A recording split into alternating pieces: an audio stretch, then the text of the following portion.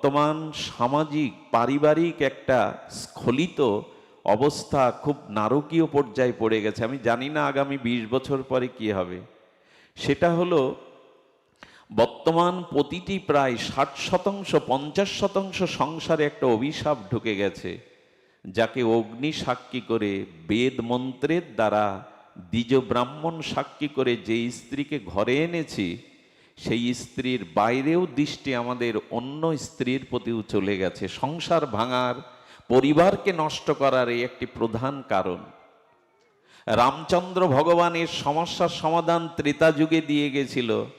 শূর্পণখা সুন্দরী হয়ে যখন তাকে প্রেম নিবেদন করছে, নিজেকে নিবেদন করছে, রামচন্দ্র বারবার সীতার দিকে তাকাচ্ছেন। একবারও শূর্পণখার দিকে তাকাতে গিয়েও তাকাচ্ছেন না। একবার শূর্পণখাকে দেখেই বারবার মা সীতার দিকে তাকাচ্ছেন। রামচন্দ্র সংকেত দিলেন, যাকে বেদ অগ্নি সাক্ষী করে ঘরে পেয়েছো, যতই সুন্দরী তোমার সামনে সামনে আসুক, তুমি তোমার গৃহলক্ষ্মীর দিকেই চেয়ে থাকো, অন্যদিকে দৃষ্টি দিও না। এই অভিশাপ কিন্তু আগামী জানি না 1 দশকে এই অভিশাপ কতটা ভয়ানক হয়ে দেখা দেবে গৃহ সংসার সমাজকে নষ্ট করার।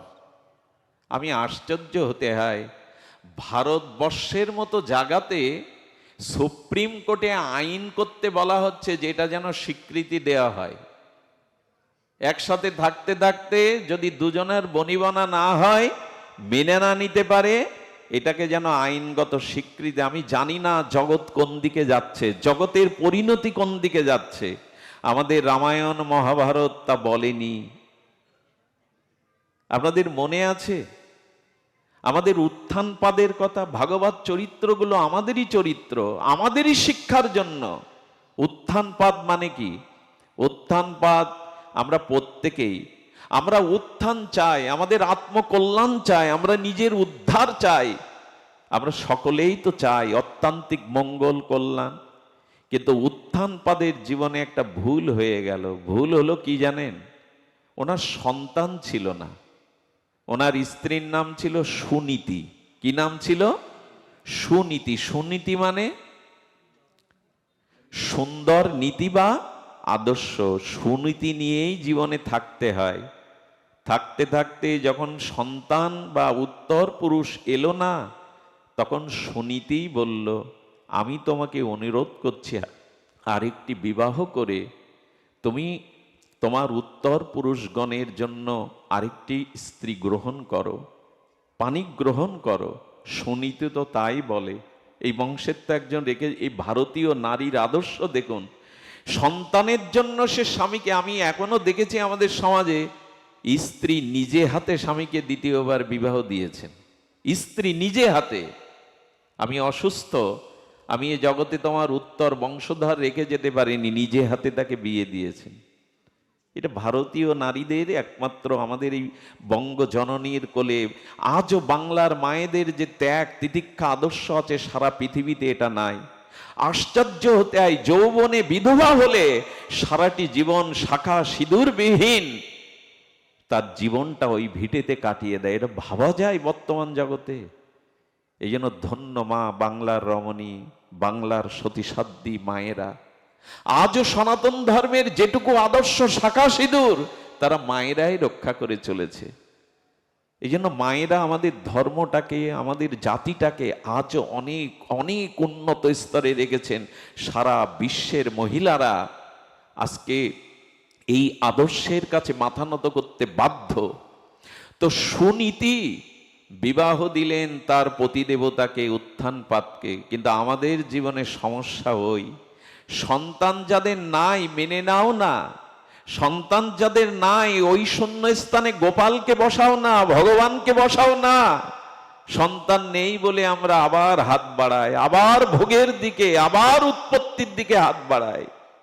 ভগবান বললেন, যেটা আমি দেইনি তোমায়, ওই শূন্যস্থান পূরণের জন্য তুমি আমাকে বসাও। আমি কৃতজ্ঞ ভগবান, আমি তোমার পুত্রের দায়িত্ব 16 আনা পালন করব। তোমার উদ্ধারের চিন্তা করতে হবে না, আমি তোমাকে উদ্ধার করব। আমাকে পুত্র জ্ঞানে, বাৎসল্য জ্ঞানে ভালোবাসো। সুধীজন, দ্বিতীয় বিবাহের সেই স্ত্রীর নাম হলো সুরুচি। কে ছিল? সুনীতি আর সুরুচি। আমাদের সমস্যা এখানেই, আমরা সুরুচি চাই না সুনীতি চাই, এইখানে আমরা ধরা খেয়ে যাব। আমরা সুনীতিকে বিসর্জন দিয়ে, ঘর ধাক্কা দিয়ে বের করে এখন রুচিকেই বেছে নিয়েছে, যা ভালো লাগে, যা রুচিতে আসে তাই। কোথায় নীতি, কোথায় আদর্শ, কোথায় ত্যাগ? আজকে যা ভালো লাগে আমরা তাই করি, সুরুচি। যা রুচিতে আসে তাই গ্রহণ করি, আর যখন রুচিকে বেছে নেই তখন সুনীতি বাদ পড়ে যায়। রাজা উত্থানপাদ বিয়ে করে সুরুচি তার জীবনে নিঃশ্বাস প্রশ্বাস, ওঠা বসা, খাওয়া দাওয়া সব কিছু সুরুচিকে নিয়েই, সুনীতিকে ঘরের বাইরে বের করে দিল, বাইর বাড়িতে থাকে। আমাদের দশাও তাই। আমরা যখন দুজনকে সামনে পাই, রুচি চাই না নীতি চাই, আমরা রুচিকেই গ্রহণ করি। রুচি মানে আপাত যা ভালো লাগে, আপাত যা সুন্দর। এই জন্য স্ত্রী রূপে যাকে পেয়েছো, সে রূপবতী না হলেও, গুণবতী না হলেও এই নীতিতে অটাল থাকো, নূতন রুচি বাড়াতে যাওয়া না, তাতে পতন হয়ে যাবে। পতন তো হয়েই গেছে। রুচি আমরা চাই, আদর্শ নীতি আমরা অনেকেই চাই না, সবাইকে বলা যাবে না, অনেকেই আমরা চাই না। সুনীতি চোখের জল ফেলতে থাকে। কিন্তু ঘটনাক্রমে ভগবদ ইচ্ছায় দুইজনই পুত্রবতী হলো। সুরুচির গর্ভে এলো উত্তম, আর সুনীতির গর্ভে এলো ধ্রুব। নীতি যার আদর্শ আছে, নীতি ত্যাগ যার আছে, তার গর্ভেই তো সত্য আসে, ধ্রুব আসে। কিন্তু রুচি যার আছে, তার কাছে উত্তম এলেও সে টিকে থাকে না। উত্তম বাঁচিনি বেশি দিন, কিন্তু ধ্রুব অমর হয়ে রইল ভগবদ রাজ্যে। এখন আমরা কি চাই?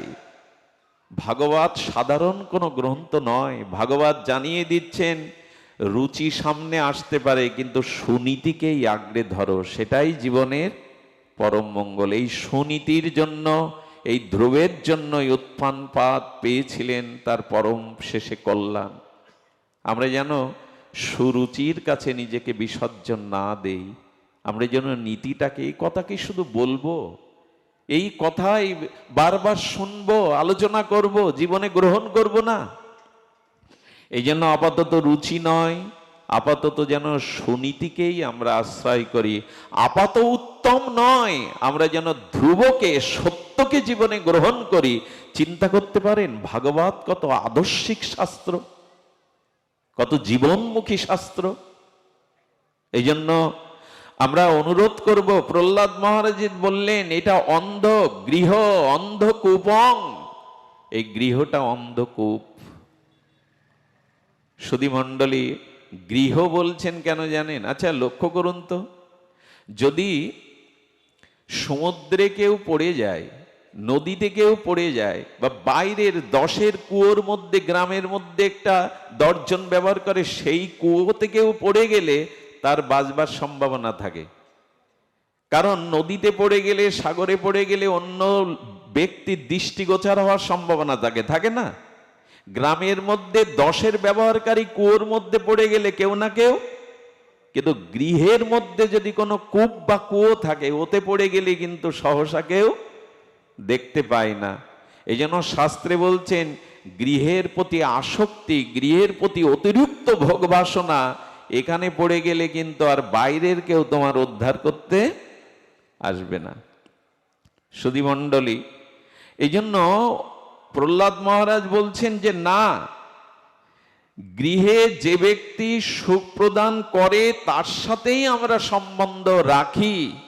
সুখ প্রদান না করলে, আমার অভিলাষ পূর্ণ না করতে পারলে, তার সাথে ধীরে ধীরে স্বার্থ না থাকার কারণে সম্বন্ধ শিথিল হয়ে পড়ে। কিন্তু সেই সংসারকে নিয়েই আমরা দিন রাত একটা জনম মোহে কাটিয়ে দিলাম। সংসারের বাইরে যে কিছু আছে, সংসারে থেকে যে ভগবত ভজনের বিষয় শাস্ত্র বলেছেন, গৃহে থেকে যে ভাবোদয় হয়ে ভগবানকে পেয়ে নিজেকে উদ্ধার করা যায়, এ কথা আজ ভুলে গেছি। ভাগবতে আসতে হয় কেন, সাধু সঙ্গে আসতে হয় কেন? সাধুগণ মহাত্মাগণ ভাগবত জানিয়ে দেয় এই গৃহ ভোগের জন্য নয়, এই সংসার শুধু সংসারের জন্য নয়, এই সংসার গৃহ আশ্রমকে আশ্রয় করে নিজের কল্যাণ করার জন্য, ভগবত উপাসনার জন্য এই গৃহ, এই কথা স্মরণে আনার জন্য ভাগবত। আজ বিকালে আমি একটু চিন্তা করছিলাম আমরা পাণ্ডব এবং কৌরবদের কথা। দেখুন এই যে যুদ্ধ, এই যে পাণ্ডবদের এবং কৌরবদের যুদ্ধ, এই যুদ্ধ কি আজও থেমেছে? কুরুক্ষেত্রে থেমেছে? কুরুক্ষেত্র থামেনি। এক আচার্য বলেছিলেন, বৃন্দাবনের এক মহান আচার্য, এই কৌরব পাণ্ডব আমাদের ভেতরেই রয়েছে এই কৌরব এবং পাণ্ডব, এবং এই কুরুক্ষেত্রের মহারণ আজও থামেনি। অপূর্ব কিছু তত্ত্ব আমরা একটু গীতার আলোকে, মহাভারতের আলোকে একটু জানার চেষ্টা করি। দেখুন মহাভারতের এই পঞ্চপাণ্ডবকে শাস্ত্রে বলেছেন যে স্বয়ং ভগবান তিনি সম্মুখে থাকতে 65 কোটি লোক মারা গেল, কত কুলবধূ বৈধব্য বেশ ধারণ করলো, কত মায়ের কোল খালি হলো, রক্তের গঙ্গা বয়ে গেল, এমনকি পাণ্ডবদেরও পঞ্চপুত্র, দ্রৌপদীর পঞ্চপুত্র আর পাণ্ডবদেরই পুত্র অভিমন্যু মারা গেল। আমরা যদি প্রশ্ন করি, স্বয়ং ভগবান, হে অখণ্ড অদ্বয় পরতত্ত্ব ভগবান, তুমি যদি চাইতে এ যুদ্ধ বন্ধ করতে পারতে না? আচ্ছা যদি কেউ বলে কৃষ্ণ চাইলে যুদ্ধ বন্ধ হতো না, কৃষ্ণ চাইলে যুদ্ধ হতো না, সম্ভব সংগঠিত হতো না, আপনারা কি বলবেন? ভগবানের পক্ষে কোনো কিছু অসম্ভব? যিনি পলকে জগতে প্রলয় ঘটাতে পারেন, সৃষ্টি স্থিতির মালিক, তিনি এই যুদ্ধ বন্ধ করতে পারতেন না কোনো উপায়ে? তা না হলে তিনি সর্বশক্তিমান কিসে, যার পলকে জগতে প্রলয় হয়? আসলে গোবিন্দ বাইরে সন্ধির প্রস্তাব নিয়ে নিতে গেলে এই মহাভারতের যা কিছু কুরুক্ষেত্র, এটা ভগবানের দ্বারাই সংগঠিত হচ্ছে। ভগবান বলেছিলেন, কি বলেছিলেন অর্জুনকে? অর্জুনকে বলেছিলেন, নিমিত্ত মাত্রং ভব সব্যসাচিন, সব আমি করছি, তুমি কেবল নিমিত্ত মাত্র। আচ্ছা গোবিন্দ যদি মুখে এই কথা বলেন, আমি সবাইকে মেরে রেখেছি, তুমি গান্ডীব ধরো, তার মানে যুদ্ধ কি অর্জুন করলো? তুমি নিমিত্ত মাত্র, এদের আমি আগেই মেরে রেখেছি, এ কথার অর্থ কি? এ কথার অর্থ গোবিন্দ যুদ্ধ চেয়েছিলেন, কিন্তু একজন আদর্শ আর শ্রেষ্ঠত্বের দাবিকর যুদ্ধ যাতে না বাঁধে সেজন্য তিনি চেষ্টাও করেছিলেন, যেটা আদর্শ। কিন্তু মনে প্রাণে আজকে যদি কুরুক্ষেত্রের রণাঙ্গন না হতো, আমরা গীতা পেতাম না, মহাভারতের শিক্ষা পেতাম না। ভগবান এটা চেয়েছিলেন এই জগৎকে কিছু জানাতে, কারণ গীতা বাক্যেই তিনি বলেছেন আমার জগতে আগমনের 3টি কারণ।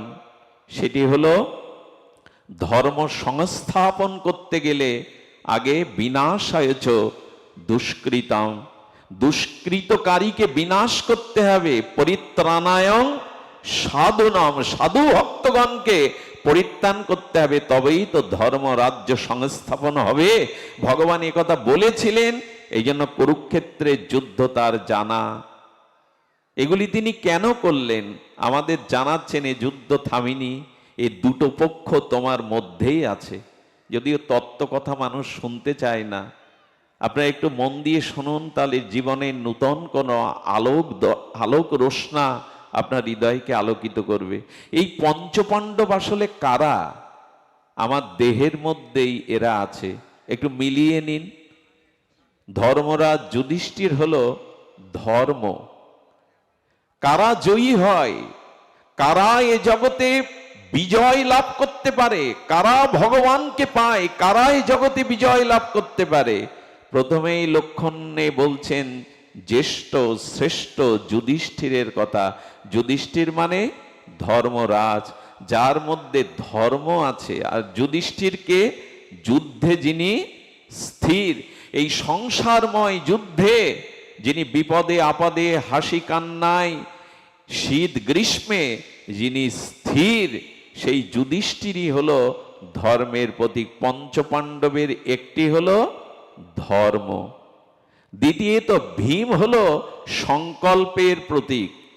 ভীম বলবান ছিলেন এবং ভীম সংকল্পে দৃঢ় ছিলেন। উনি যে সংকল্পই করতেন, সংকল্প করেছিলেন পাঞ্চালীর কেশ ধরে যিনি বস্ত্র কেড়ে নিতে চাইছেন, আমি একদিন তার বুক চিরে সেই রক্ত পান করব। ভীম ছিলেন সংকল্পের প্রতীক। যদি জীবনে কোনো সৎ সংকল্প করো, সেটি দৃঢ়ভাবে করো, সংকল্প ভেঙে দিও না। পঞ্চপাণ্ডব কারা? যাদের মধ্যে ধর্ম আছে, ধৈর্য আছে, যাদের মধ্যে দৃঢ় সংকল্প আছে। কারা কুরুক্ষেত্রে জয়ী হয়, কারা জীবন যুদ্ধে জয়ী হয়, কারা ধর্মযুদ্ধে বিজিত হয়? যাদের মধ্যে সংকল্প আছে। আমাদের সংকল্প কেমন জানেন? আমাদের সংকল্প হলো, ডাক্তার নিষেধ করেছেন, তো নিষেধ কিছুদিন মেনে যখন দেখি আবার একটু ভালোর পথে গেছে, আবার সেই ভোগগুলো নিয়ে আসে। আমাদের সংকল্পে দৃঢ়তা নাই। সিদ্ধান্ত গৌতম বুদ্ধ, তথাগত বুদ্ধ, আর তিনি বোধিমূলে, গয়াতে বোধিমূলে সেই বৃক্ষতলে বসে প্রতিজ্ঞা করেছিলেন, হয়তো সাধন নালে শরীর পতন। 11টা বছর এক বৃক্ষতলে এই প্রতিজ্ঞা দৃঢ়তা নিয়েছিলেন, হয়তো সাধন নাহলে শরীর পতন, আমি উঠব না। 11টা বছর এক বৃক্ষতলে বসে নিজে নির্মাণ প্রাপ্ত হলেন, বোধিত্ব প্রাপ্ত হলেন। আছে আমাদের এই সংকল্প? এই জন্য ভীমের মতো দৃঢ় সংকল্প থাকতে হবে। আর অর্জুনকে, অর্জুন মানে ন্যায়ক বুদ্ধি। খুব ধ্যান দিয়ে শুনুন, কোনটি করণীয়, কোনটি আমার কর্তব্য, এইটা যিনি নির্ণয় করতে পারেন, ইনি অর্জুন। আমরা করণীয়টা নির্ণয় করতে পারি না। পারি কি? আচ্ছা, আপনি মৃত্যুর সময় যখন মৃত্যু বা কাল আপনার সামনে দাঁড়িয়ে, আপনি কালকে বলবেন, আমার জীবনের যা কিছু অর্থ স্থাবর অস্থাবর আমি তোমাকে দিয়ে দিচ্ছি, কাল তুমি একটা নিঃশ্বাস আমার আয়ুর বাইরে ভিক্ষা দাও, যাতে এক নিঃশ্বাসে একবার মাধব বলে, কৃষ্ণ বলে, রাধা বলে মরতে পারি। মৃত্যুকে জীবনের সব কিছু দিয়ে পাবেন, একটা নিঃশ্বাস বরাদ্দ পাবেন আমার বাইরে? কাল বলবে, সময় অনেক দেয়া হয়েছিল, আমি তোমাকে সময় দিতে পারবো না, আমি মহাকাল, আমি দয়া মায়া করুণা বুঝি না, আমি মায়ের কোল থেকে, স্নেহবৎসল মায়ের কোল থেকে সন্তানকে ছিনিয়ে আনে আমি মৃত্যু, আমি সংহার রূপ, আমি কাল, আমি দয়া মায়া অর্থ ঘুষ এগুলো বুঝি না।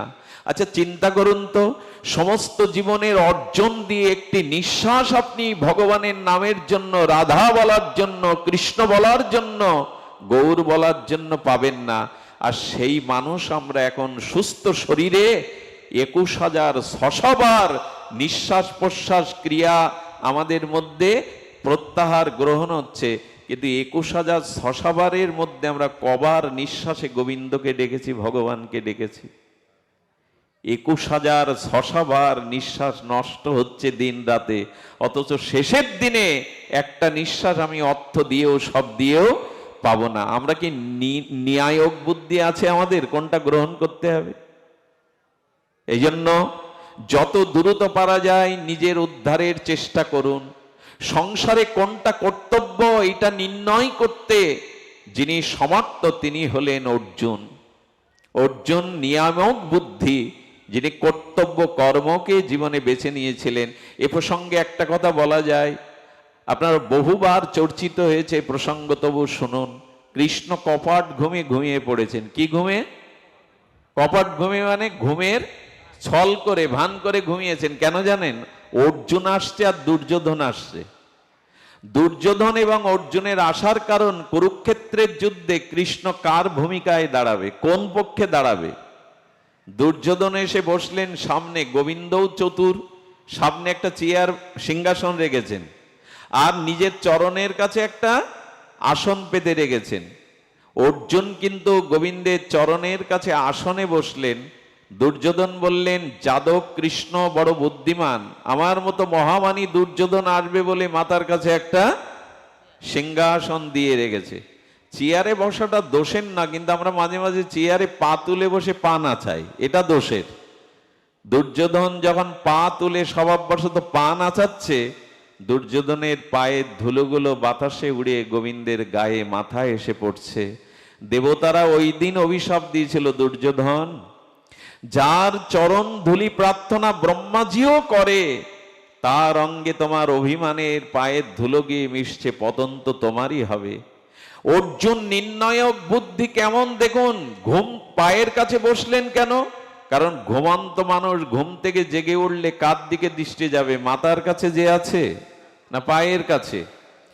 অর্জুন চিন্তা করলেন, চরণই তো আমার আশ্রয়, চরণেই বসলে আমি গোবিন্দের মুখাপেক্ষী হয়ে থাকতে পারবো। উঠলেন, এবং আপনারা জানেন সেদিন দুজনকে চাওয়ার কথা বলা হলো। ভগবান বুদ্ধি করে পরীক্ষার জন্য বললেন, দুর্যোধন তুমি পরে এসেছো, অর্জুন এসেছে আগে, আর আমি ঘুম থেকে উঠেই তো আগে অর্জুনের মুখ দেখলাম, চাওয়ার পালা ওর আগে। অর্জুন করজোরে বললেন, হে কেশব, আমি তোমার কাছে এইটুকু চাই, তোমার অক্ষয়ণী সেনা, হাতি ঘোড়া অস্ত্র আমি কিছুই চাই না। হে কেশব, তুমি আমার রথের সারথি হও। এই দিনই অর্জুন বুদ্ধিটা ঠিক করেই চেয়েছিলেন যে গোবিন্দ, তুমি আমার যুদ্ধের রথের সারথি শুধু নয়, তুমি আমার এই জীবন রথের সারথি হও, তুমি যেভাবে চালাবে আমি সেভাবেই চালাবো। আরে দুর্যোধন মনে মনে হাসছেন, বোকা। আরে বোকাই তো এরকম চাই, যে অস্ত্র ধরবে না তাকেই চাইছে সারথি রূপে। দুর্যোধন বলল, বাজলাম। তিনি চাইলেন আমার এতক্ষণই সেনা দাও, হাতি ঘোড়া অস্ত্র দাও। দুর্যোধন মস্তিতে আনন্দ করতে করতে গেছেন। শকুনি মামা বলছেন, কি গো ভাগ্নে, কি চেয়ে আসলে, কাকে পেলে? বলে, আরে অকার্যকার, কৃষ্ণ অস্ত্র ধরবে না বলেছে, আমি তাকে চাইনি, তার হাতি ঘোড়া সেনা চেয়েছি। শকুনির মতো কূটবুদ্ধি সম্পন্ন মাথায় হাত দিয়ে বসলেন দুর্যোধন। কৃষ্ণকে চাইলে না, আজই মনে হয় তোমার পতন লেখা হলো কুরুক্ষেত্রের যুদ্ধে। বোকা, কৃষ্ণ যেখানে, ধর্ম যেখানে, ভগবান যেখানে, জয় তো সেখানেই। চাইতে ভুল করেছে। অর্জুনের বুদ্ধি সেদিন নির্ণয় করতে পেরেছিল, জীবনে অর্থবিত্ত, হাতি ঘোড়া, সম্মান নয়, যদি ভগবানকে চাই তবে সব পাবো, যদি ভগবানকে জীবনের ভার দেই সব পাবো। আচ্ছা, আমাদের সামনে যদি কৃষ্ণ আর অর্থ সম্পদ এসে দাঁড়ায়, আমি তো অন্তত 2 নম্বরে কৃষ্ণকে রাখবো, 1 নম্বরেই অর্থবিত্ত যশ খ্যাতিকেই রাখবো, দুর্যোধনের মতো। আমাদের বুদ্ধি শুদ্ধ নয়। ভগবানকে চাইলেই সব পাওয়া হয়। এক রাজা সন্ন্যাসের আগে বললেন, চিরজীবনের মতো সর্বস্ব ত্যাগ করে সন্ন্যাসে যাব, তাই আমার রাজ্যের যা কিছু আছে উত্তরসূরি নেই, আমি প্রজাদের দান করে যাব। রাজা বসে বসে সমস্ত দলিল পত্তর, সমস্ত অর্থ সোনা দানা সাজিয়ে রেখেছে, আর বলছেন যে যেটা স্পর্শ করবে সেটা তার। কেউ দলিল, কেউ টাকা, কেউ সোনা, কেউ দানা, সব চাইছে। এক কাঙাল ভিখারি দূরে দাঁড়িয়ে দাঁড়িয়ে দেখছে সবাই সবকিছু নিয়ে চলেছে। এই কাঙাল ভিখারি দৌড়ে এসে রাজাকে স্পর্শ করে পা ধরে দেয়, বললে, আরে এই সব কিছুই যা স্পর্শ করবে তার তুমি আমাকে ধরলে কেন? বলে, আমি এইটুকু জানি, আপনাকে ধরলে আমি সব পাবো, তাই আপনাকেই ধরেছি। ভগবানকে চান, চাইলে কি হবে জানেন? অর্জুন কি করলেন? আচ্ছা, অর্জুনের রথের সারথ্য স্বীকার করে গোবিন্দ রথটা কে মুছতেন? রথটা ঝাড়ু দিতেন কে? কৃষ্ণ নিজে। ঘোড়ার ঘাস খাওয়াতেন কে? কৃষ্ণই। বলে, দায়িত্ব যদি আমি নেই, 16 আনাই নেই। আরে কুরুক্ষেত্রের যুদ্ধে অর্জুন পেছনে দাঁড়িয়ে দেখছে ভীষ্ম, দ্রোণ, মহারথীগণ। অর্জুনের বুকে ভয় এসে তার প্রিয় সারথীকে বললেন, হে পার্থ সারথী, ওদের একটা বাণ যদি আমার বুকে এসে পড়ে। গোবিন্দ বললেন, তোমার বুকে যাতে আগে না পড়ে এই জন্য তো আমি সামনে বুক পেতে দাঁড়িয়ে আছি অর্জুন। তুমি তো তোমার সব ভার আমায় দিয়েছো, এই জন্য আমি তো রথের সম্মুখে দাঁড়িয়েছি, যদি তীর এসে বিঁধে যায় আমার বুকে পড়ুক। ভীষ্মদেব সরসজ্জায় কাঁদছিলেন আর বলছিলেন, হে পার্থ সারথী, ভক্তের জন্য কত রক্তাক্ত হয়েছে তুমি, কত ধুলাকে তুমি বরণ করে নিয়েছো, কত রক্ত ঝরেছে তোমার বুকে, দেখছিলাম তুমি কতটা ভক্তকে রক্ষা করতে পারো। অর্জুন ভরসা না পেয়ে একদিন বলছেন, কেশব, যদি তবুও তোমায় ছেড়ে আমি চলে যাই, কোনো একটা বাণ আমার বুকে এসে বাঁধে। আমি এ কথা বলতে গিয়ে বড় আবেগতাড়িত হয়ে যায়। অর্জুনের দুটো হাত ধরলেন কৃষ্ণ, ধরে বলেছিলেন, অর্জুন ভয় নেই, আমি প্রতিজ্ঞা করছি তোমার আগে আমি যাব, আমার আগে তোমাকে জগৎ থেকে যেতে দেব না। শুনে রাখো অর্জুন, আমি তোমার আগে জগৎ থেকে চলে যাব, আমার আগে তোমাকে যেতে। কথা রেখেছিলেন। কৃষ্ণ অপ্রকট আগে হয়েছিলেন, অর্জুন পরে। এই জন্য জীবনের বুদ্ধিটা নির্ণায়ক বুদ্ধি করুন। কাকে চাইবেন আপনি? যাকে পেলে সব পাওয়া হয়। জংলব্ধা চাপরং লভং মন্নাতে নাধিকং তত যস্মিন স্থিত ন দুঃখেন গুরুণাল্লোপে বিলাসচতে। যাকে লাভ করলে আর অন্য লাভের অপেক্ষা থাকে না, যাকে দর্শন করলে আর কিছু দেখার অপেক্ষা থাকে না, যা পেলে আর পাওয়ার কিছু অবশেষ থাকে না, সেই ভগবানকেই জীবনে চাও, তাহলে সব পাওয়া জুটবে। অর্জুন তাই চেয়েছিলেন। এই জন্য অর্জুন হলো নিয়ামক বুদ্ধি, আর নকুল হলো জ্ঞান। আমি কিন্তু পঞ্চ পাণ্ডবকে আমাদের মধ্যে আনছি, পঞ্চপাণ্ডব আমাদের মধ্যেই, নকুল হলো জ্ঞান। এ জগতে সব থেকে পবিত্র, সব থেকে কল্যাণকারী হলো জ্ঞান। এই জ্ঞানের অভাবেই আজ আমরা পথহারা, এই জ্ঞানের অভাবেই আমাদের স্খলন পতন। হ্যাঁ, রবীন্দ্রনাথ অবশ্য বলেছিলেন, অগ্নি স্নানে শুচি হোক ধরা। অগ্নি স্নানটা কি? কবিগুরুর মর্মস্পর্শী ভাষা। অগ্নি স্নানে শুচি হোক ধরা। অগ্নি স্নান না মানে জ্ঞানের স্নান। অগ্নি যেমন সবকিছু পুড়িয়ে দেয়, আগুনে সব দেবেন ও সব গ্রাস করে নেবে, ওর রঙে রাঙিয়ে দেবে, তেমনি জ্ঞান যত পাপ থাকুক জ্ঞানেই সেটা ভস্মীভূত হয়ে যায়। জ্ঞান যেমন অগ্নির মতো, তাই বললেন অগ্নি স্নানে শুচি হোক ধরা। মুছে যাক গ্লানি, মুছে যাক জরা। জীবনে যদি গ্লানি জরা মুছতে হয়, বিশুদ্ধ ভগবত জ্ঞান দরকার। আচ্ছা, নকুল নামের অর্থ কি? যার কোনো কুল নেই তিনি হলেন। আচ্ছা, এই কথা জানার পরে কেউ সন্তানের নাম নকুল রাখবেন আপনারা? যার কোনো কুল নেই, এরই বলে জ্ঞান। জ্ঞান কখনো পক্ষপাতিত্ব করে না, এটা আমার ওটা আমার, এই কুল আমার ওই কুল আমার। যার নিরপেক্ষ তত্ত্ব আছে, যিনি আকাশের মতো অনন্ত অসীম, তাকে বলে জ্ঞান। এই নকুল হলো জ্ঞান। আর সহদেবকে জানেন? সহদেব হলো ভক্তি। সহদেব হলো এই 5 মায়ের মধ্যে সব থেকে সুন্দর ছিল।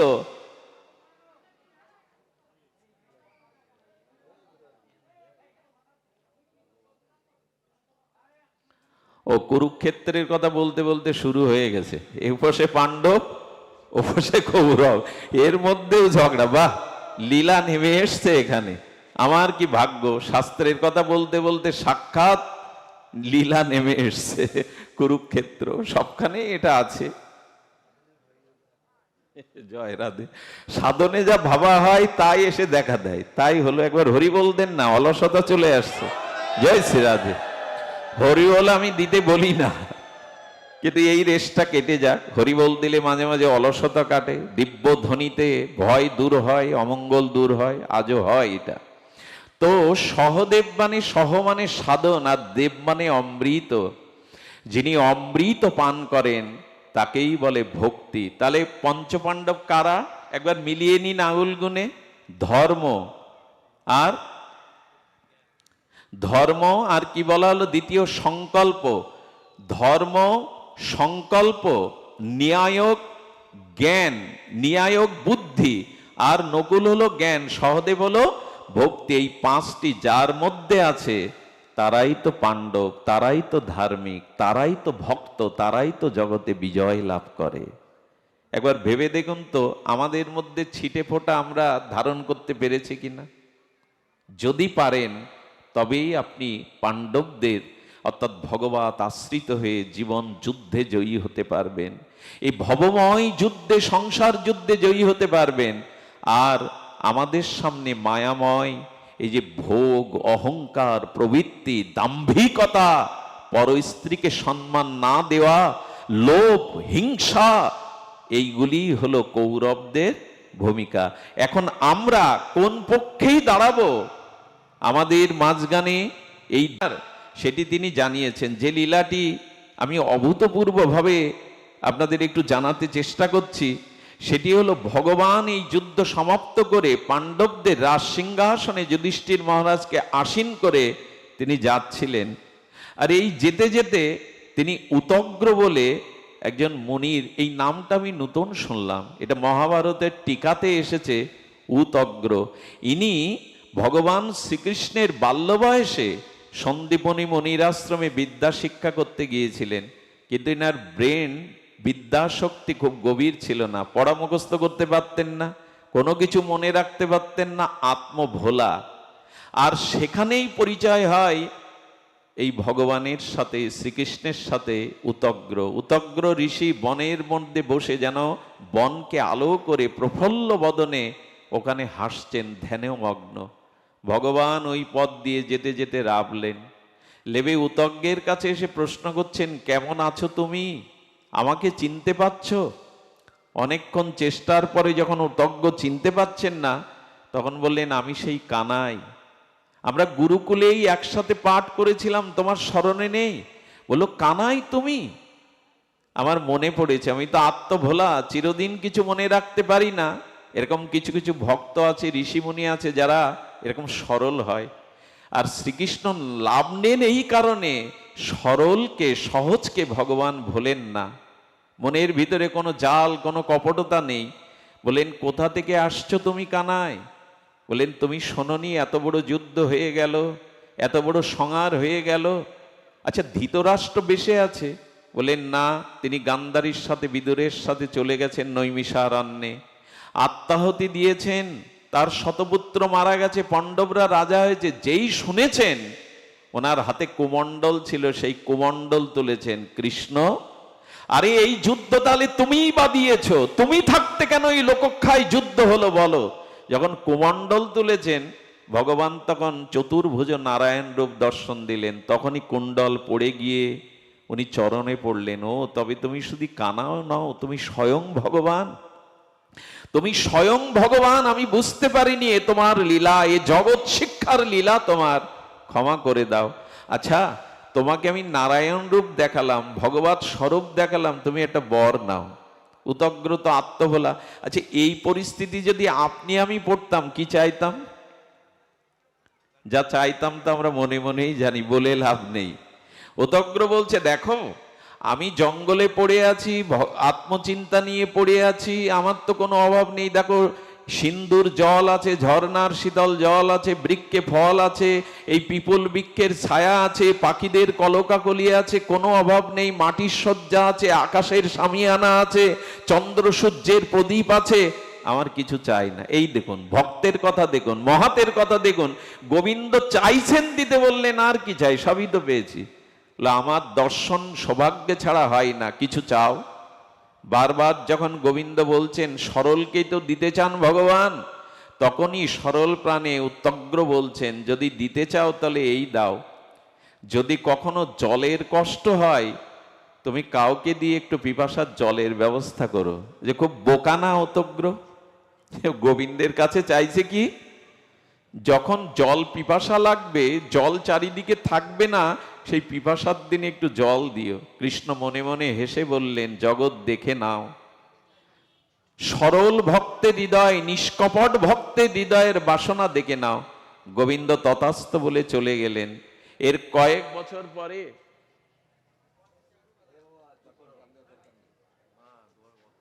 হাজার হাজার লোক নীরবে সামনে দাঁড়িয়ে, যুবকরা অন্য জাতির তাদের ধর্মীয় অনুষ্ঠানগুলোতে যোগদান করে। আমরা বুঝি না বর্তমান প্রজন্মের কি দুর্দশা।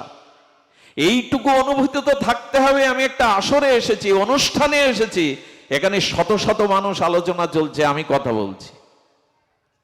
এই বোধগুলো আমাদের ধীরে ধীরে চেতনার বড় অভাব। যদি বলেন বলতে বলতে যেও না, চেপে যাও, সব চেপে গেলে হয় না।